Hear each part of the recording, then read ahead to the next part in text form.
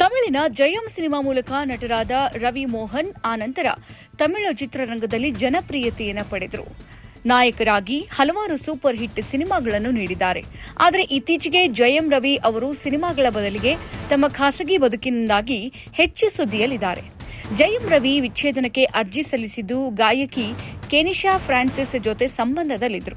ಇದೀಗ ರವಿ ಚೆನ್ನೈನಲ್ಲಿ ಸುದ್ದಿಗೋಷ್ಠಿ ನಡೆಸಿ ಪ್ರಮುಖ ಘೋಷಣೆ ಮಾಡಿದ್ದಾರೆ. ವಿಚ್ಛೇದನ ಸಿಗೋವರೆಗೆ ನಾನು ಸಿನಿಮಾಗಳಲ್ಲಿ ನಟಿಸುವುದಿಲ್ಲ ಎಂದಿದ್ದಾರೆ.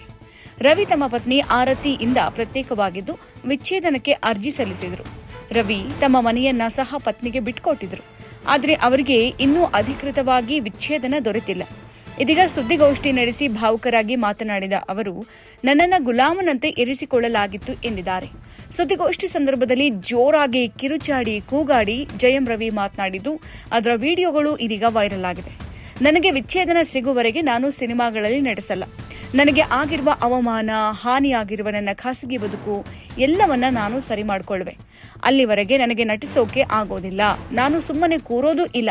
ಎಲ್ಲಾ ಸತ್ಯವನ್ನ ಹೊರಗೆ ತೆಗೆದುಕೊಂಡು ಬರುವೆ. 14 ವರ್ಷಗಳಿಂದ ಸುಮ್ಮನಿದ್ದೆ, ಆದರೆ ಇನ್ನು ಮುಂದೆ ನಾನು ಸುಮ್ಮನೆ ಕೂರೋದಿಲ್ಲ ಅಂತ ರವಿ ಹೇಳಿದ್ದಾರೆ.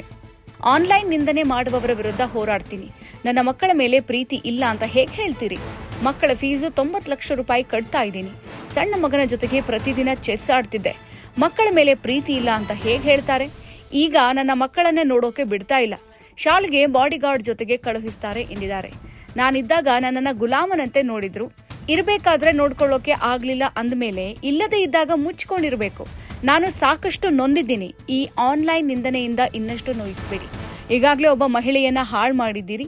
ಚೆನ್ನೈನಿಂದ ದೂರ ಹೋಗುವಂತೆ ಮಾಡಿದ್ದೀರಿ. ಇದನ್ನು ಮುಂದುವರಿಸಬೇಡಿ. ಮುಂದಿನ ದಿನಗಳಲ್ಲಿ ಸಾಕಷ್ಟು ಸತ್ಯಗಳು ಹೊರಗೆ ಬರಲಿವೆ ಅಂತ ರವಿ ಹೇಳಿದರು. ರವಿ ಜೊತೆಗೆ ಆಪ್ತವಾಗಿದ್ದ ಗಾಯಕಿ ಕೆನಿಶಾ ಫ್ರಾನ್ಸಿಸ್ ಈಗ ರವಿಯವರ ಜೊತೆಗೆ ಬ್ರೇಕಪ್ ಮಾಡಿಕೊಂಡಿದ್ದಾರೆ ಎನ್ನಲಾಗ್ತಿದೆ. ಕನ್ನಡಿಯ ಮುಂದೆ ನಿಂತು ಸೆಲ್ಫಿ ಕ್ಲಿಕ್ ಮಾಡಿಕೊಂಡಿರುವ ಫೋಟೋವೊಂದನ್ನು ಕೆನಿಶಾ ಹಂಚಿಕೊಂಡಿದ್ದಾರೆ.